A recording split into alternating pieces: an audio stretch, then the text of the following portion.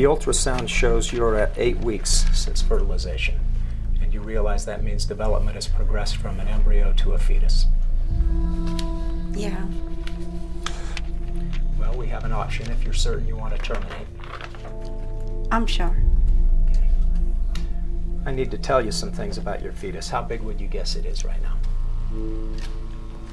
I don't know. At 8 weeks after fertilization, your fetus is about the size of my palm, about 1.5 inches. It has every body part it would at birth. Fingers, eyes, you can even tell if it's a boy or girl if we could see it. It's moving inside you even though you haven't felt it.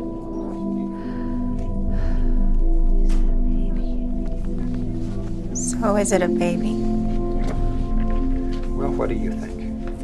To get the fetus out, we'll need to open your cervix. That's the ring of muscle at the base of your uterus that holds the fetus inside.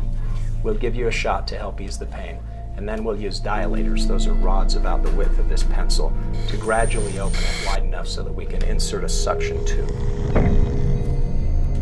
Once the tube is inside, we'll either suction the fetus out whole, or the suction will pull the fetus apart so that it can fit through the tube.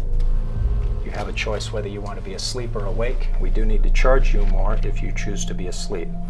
Those that choose to be asleep rate their pain as actually being worse an hour later anyway.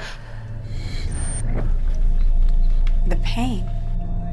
Yes, there will likely be some discomfort no matter what you choose.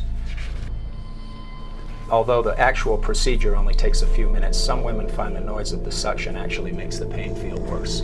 So if we put you to sleep, you won't hear that. However, the more anesthesia we give you, the greater the health risk. It's very important we make sure every bit of the fetus and its amniotic sac leave your body. So we'll carefully inspect the parts we've pulled from your uterus to make sure all the fetal remains and sac are there. If anything's left behind, it could cause serious infection. So we need you to come back in a few weeks. So this is gonna make me sick?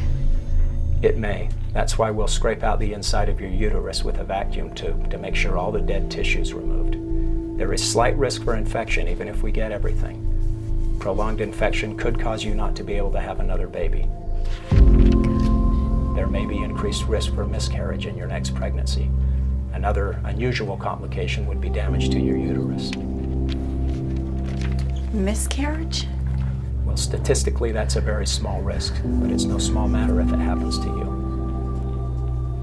Well, I've given you a lot to think about. Why don't you take some time, and I'll be back shortly.